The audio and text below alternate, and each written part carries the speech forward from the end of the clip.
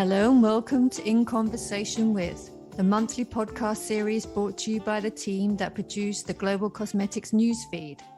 And just like that, it's 2022. What will this year have in store for the global cosmetics industry?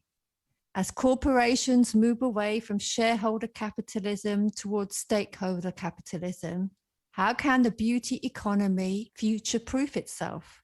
What are the tools needed and where do we find them? What are the investments needed and how do we access them? What standards are needed and how do we measure them? What social, cultural, political trends will manifest in 2022 and what will help define the new industry roadmap? To help me answer these questions and more, it is my pleasure to introduce you to this month's panel.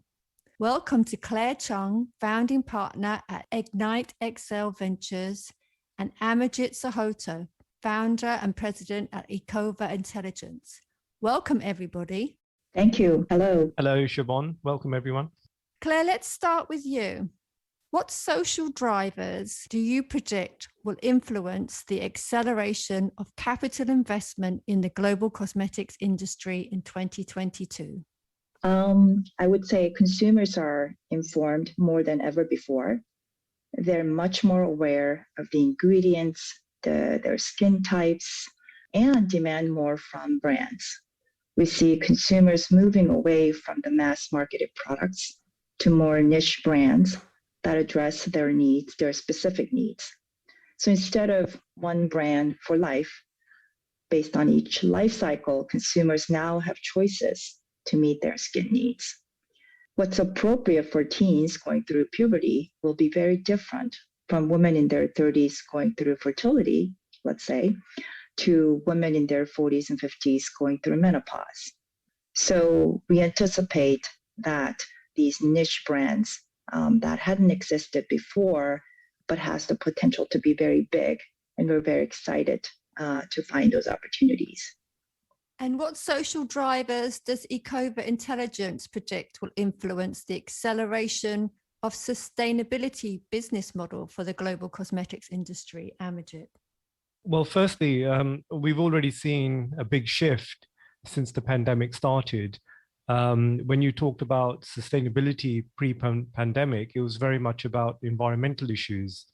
But since the pandemic has started, what we've seen is ethnic minorities in countries in the West, especially the USA, but also indigenous communities in Brazil, in parts of Asia, they've been disproportionately affected by the pandemic. And what's that done is it's made the beauty industry look a lot more at social issues in terms of sustainability. So what we've seen is companies like Unilever, L'Oreal, they're looking more and more at social inclusion in terms of the way they do business, whether it's HR or whether it's in terms of brands that they're working with, like they've got incubator investments, etc. And also retailers like Sephora and Target in the USA, they're giving special sections just for brands which are from ethnic minorities or to have more social inclusion. So that's one thing that we've already seen. But another trend, I think, which is going to be a lot more important next year is ethical consumerism. Consumers are already looking for natural, organic, they're looking for clean beauty. But what we've seen in the food industry is consumers are now more and more looking at plant-based products. So they're trying to have more plant-based foods. They want to reduce the amount of animal-based products that are in their diets. And that trend is now starting to cross over to the beauty industry, where you're seeing products which are being marketed as plant-based or as vegan.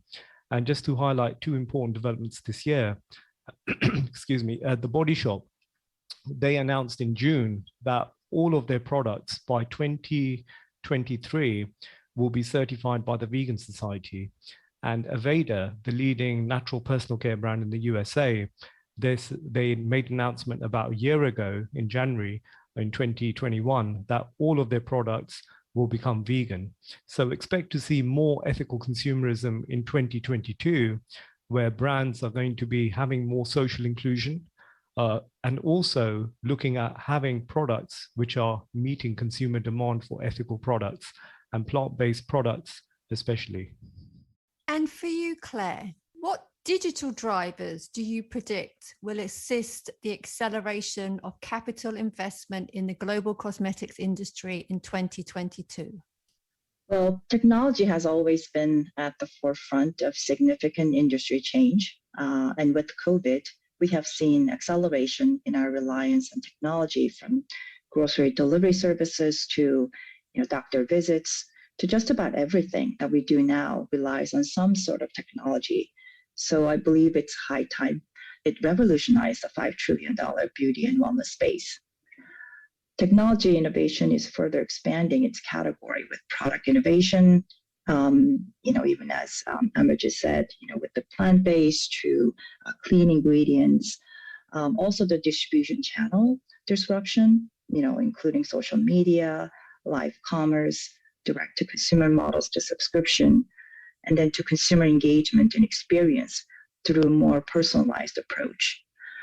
I believe all these technologies are pushing access to and data from interactions with the consumers to the edges of the network, meeting the consumers where they are. And this is creating opportunities for brands, both small and large, to get insights into and have conversations with and generate commerce from consumers in more personalized and in the moment ways. And so we believe the technology will play a really, really important part, especially again in light of COVID. And so we're very extremely excited. And for you, Amajit, what are the digital drivers you predict will assist the acceleration of the sustainability business model for the global cosmetics industry? Very similar to what Clara said. We're seeing more and more digitalization, especially during the pandemic. A lot of consumers were forced to go online since spring 2020 because beauty retailers, department stores, etc., were forced to close during the lockdown. So what we've seen is a big increase in online retailing of beauty products. Amazon has been reporting record sales since the pandemic had started. And how that ties into sustainability is that what we're seeing is more and more ethical or online retailers focusing on sustainable products. And we're also seeing large online retailers becoming more dedicated to ethical products. And just to give an example there with Amazon, what they did last year in September, they launched climate pledge friendly scheme, where you've got a section on their website where you can actually see products which have a lower environmental impact. And it's a way to help consumers choose products, whether they're food, cosmetics, cleaning products, or textiles, etc., which are better for the environment. And what they've also done is launch their own standard, Compact by Design, whereby products can actually get certified according to their scheme, saying that they're ethical.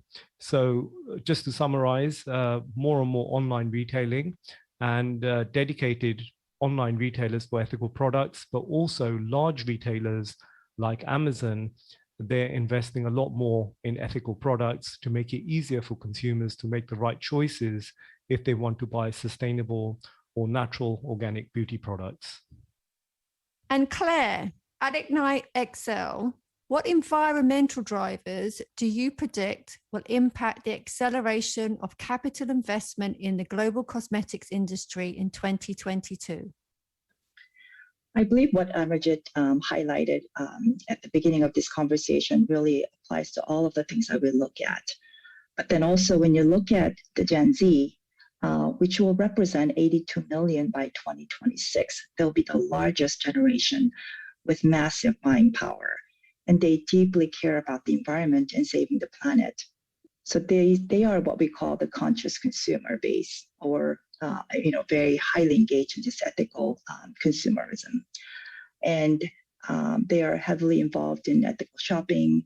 So if you are a new brand coming into the marketplace, thinking about the sustainability is not a choice, but a must-have in your DNA. And I believe the traditional players are very much aware of this, but have not been or cannot move fast enough to make these changes. Whereas these young up-and-coming brands can start with sustainability as their core DNA from the get-go. So from material innovation to biodegradable packaging that allows zero waste to supply chain innovation, all of these will help to create a sustainable circular economy. And we're just really at the beginning stage of this transformation. And that's, where all of the investments that we make, we are really looking at all of these factors to see if they're addressing these for our investments. Sustainability is your speciality, Amajit. But what environmental drivers do you predict will impact the acceleration of a sustainable business model for the global cosmetics industry in 2022? It's quite a broad question, and it's a bit difficult to address. Just to give some context there, we've just had COP26 here in the UK, and there's a lot of anticipation in terms of what business will do as a result of that. But my personal view is that it's going to be about consumers. Consumers are really going to make the big impact going forward. It's not really going to be the government. The private sector does have a role to play. But what we're seeing in the last 20 years, consumers are becoming more and more ethical. They want to buy green products. They want to buy ethical products. The growth in the organic food market, fair trade products market, natural cosmetics market is a testament to that. However, what we see going forward is consumers are going to keep asking the right questions. They're going to keep asking questions about the carbon footprint of the products they buy, where they've been produced. Has there been any slave labor involved? Has it been the ingredients been ethically sourced, things like palm oil, etc. And also, they want to buy products which are verified as ethical. And because of that, we expect to see more and more certified products, more and more sustainability schemes. And just to give an idea how this trend has already taken off, we're already very well aware of the RSPO, a Roundtable for Sustainable Palm Oil. We now have a new initiative for sustainable coconut and sustainable coconut oil, which is also used in cosmetics. We have a roundtable for sustainable rice, backed by the United Nations, and a sustainable soybean roundtable as well. So expect to see more and more certification schemes and sustainability standards for ingredients which are used in cosmetics. And that's on top of the natural, organic, fair trade, and the vegan society labels, which you already see on cosmetic and personal care products. And Claire, certification and regulations, what do you predict will aid or abet the acceleration of capital investment in the global cosmetics industry in 2022? Sure. The sustainability standards definitely for sure will impact the product innovation. And so that's something that we also keep a close eye on. Regulations around ingredients is also always a tricky one, as that's always not consistent from one region to another, which makes it a bit more complicated for small brands when they're thinking about global expansion. Obviously, with more consistent regulation, I think it'll be easier for brands to expand, which creates more growth opportunity, which then makes it more of an attractive investment opportunity for us. So that's always something I think that we try to stay close watch on. And then another interesting recent regulation, I think that may be worth mentioning, is that in 2020, South Korea revised its local cosmetics law.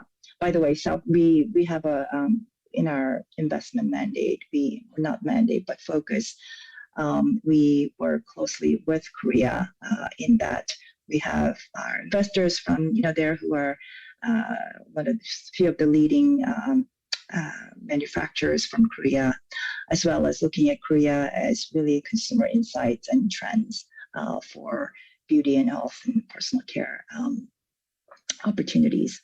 And so when we looked at Korea, and with their local revised law that allows manufacturers to sell bespoke cosmetic products, these custom cosmetics regulations are the world's first legislation on custom cosmetics. So the law defines personalized cosmetics as products made on the spot by mixing ingredients based on the personal preference. Of course, in the past, such practice was banned due to the safety concerns. But with this change in the local law, I think gives Korea another sort of leg up in terms of how they may innovate in this personalization space. And given the historical sort of leadership with South Korea's innovation around beauty and personal care, this is a sort of an exciting opportunity that we're keeping an eye on. And Amajit, the certifications you mentioned earlier on in this conversation are all businesses. What regulations does Ecova Intelligence predict will aid or abet the acceleration of the sustainability model from governments globally in 2022? A good question. I think it's going to vary. We have not seen much regulation coming from North America to promote sustainability, especially in the beauty industry. We haven't seen that much from Asia. Europe has really been leading in terms of encouraging,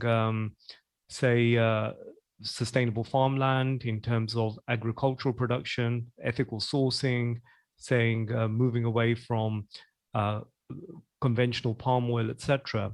Where we see the biggest impact is going to come in Europe is the EU Green Deal, where they want to encourage every member country to adopt sustainable practices and encourage companies to reduce their carbon footprint.